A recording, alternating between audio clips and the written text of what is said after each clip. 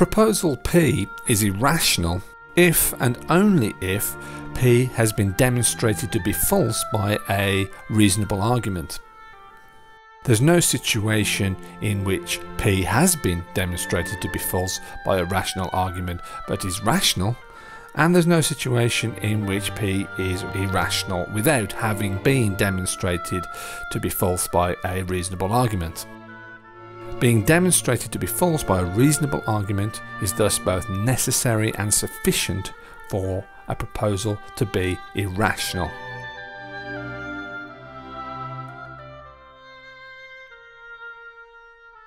S is a substance if and only if S is basic, durable and independent.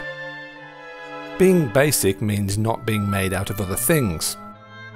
Being durable means persisting through changes in other things. And being independent means not being dependent either logically or causally on other things. Furthermore, these conditions stand or fall together. Being basic requires being durable. Otherwise, dissolution would invite decomposition into other things. Being basic also requires being independent. Otherwise, the need for other things would recruit those other things as parts. Being durable requires being basic. Otherwise, the removal of other things would threaten dissolution.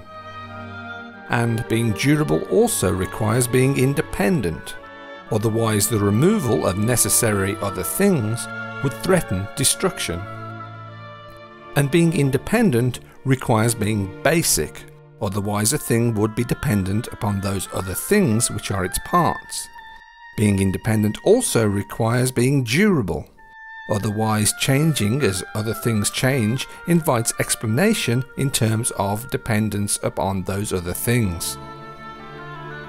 Thus, any one of these conditions is by itself both necessary and sufficient for being a substance.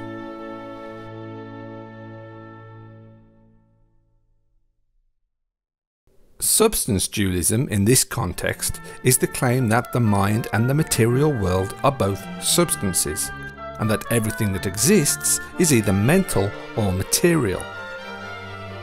So, according to substance dualism, the mind has no material parts, and the material world has no mental parts.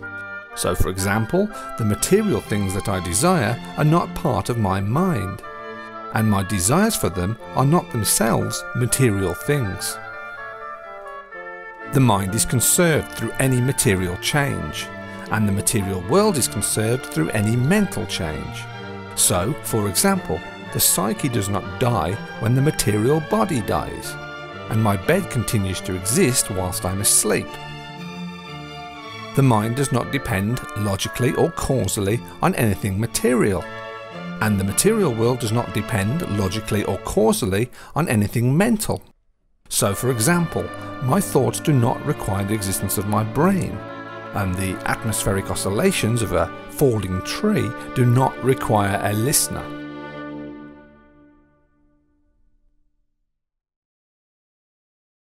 Here is the single most effective argument against substance dualism.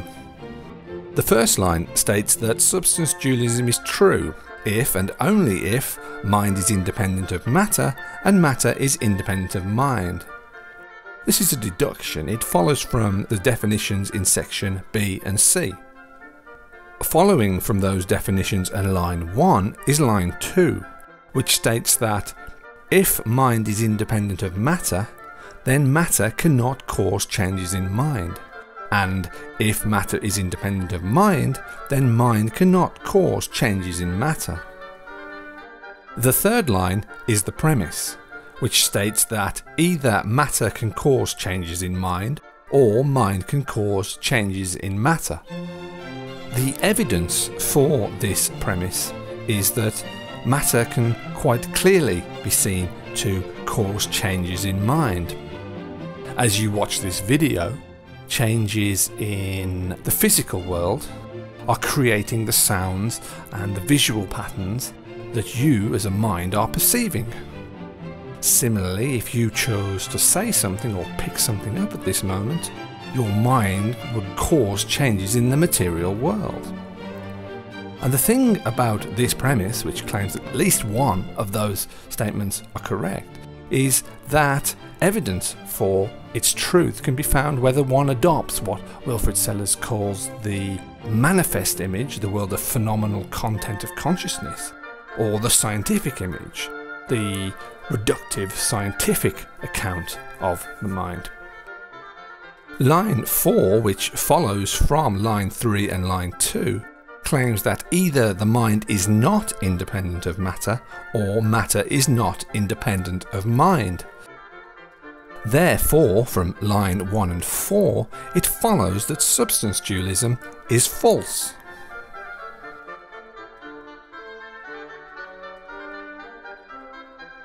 Thus, from sections A and D, it follows that substance dualism is an irrational proposal, because there is a reasonable argument which demonstrates it to be false.